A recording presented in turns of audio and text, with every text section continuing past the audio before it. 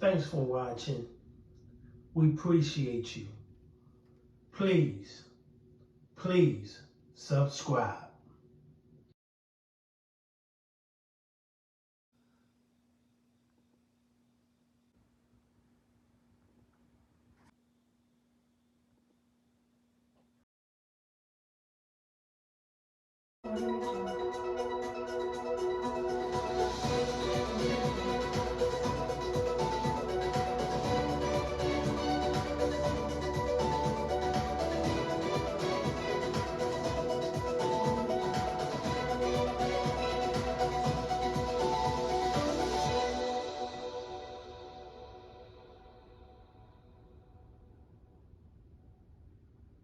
Alive. I really do believe that if I had stayed in that relationship, that I would be dead.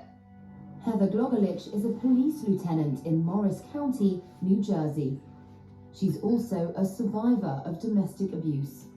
In October 2008, my ex-husband came home and he had been intoxicated, and he tried to start an argument with me, and I just was done with it by that point, and he proceeded to beat me up for 4 hours, and it ended with him putting a pillow over my face and pulling the trigger of his gun after loading a round in, and then he just passed out.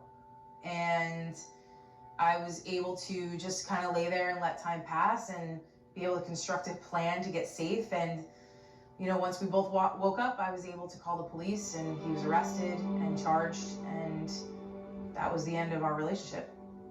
Her story of domestic abuse is one of many across the US.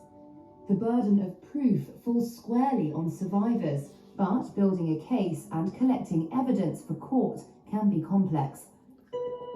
Glogolich was inspired to help. I am a law enforcement advisor for Victims Voice.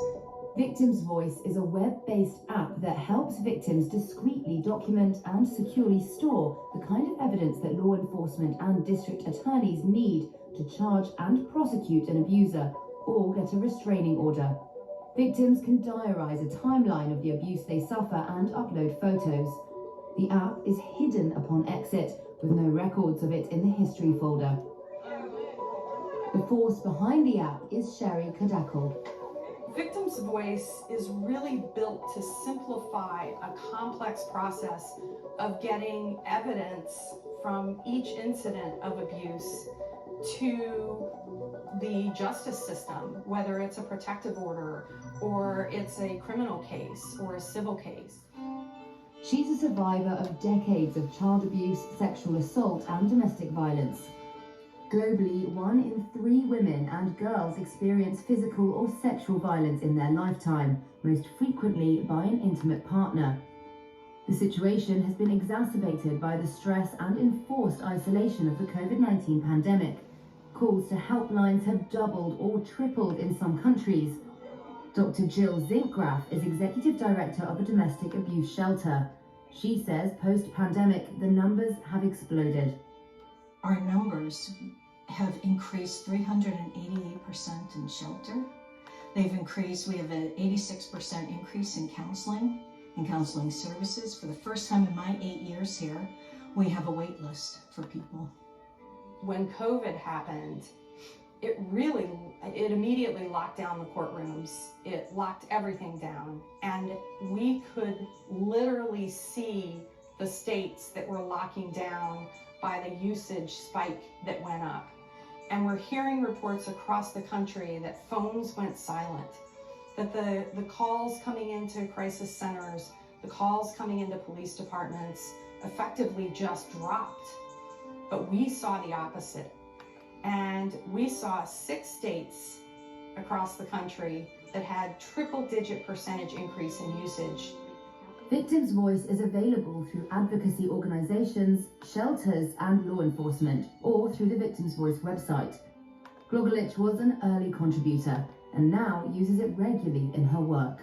The prosecution level of abusers is going to go up, and there's going to be more justice for victims, and they'll be seen as believable and trustworthy, because it isn't just he said, she said, he said, whatever the relationship is. It makes our job easier. to be able to put the bad people away, right? And that's what we want to do as police officers. We want to protect people and we want to put the bad people away.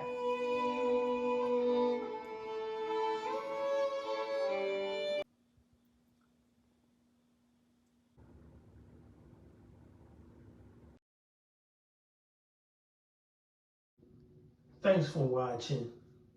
We appreciate you.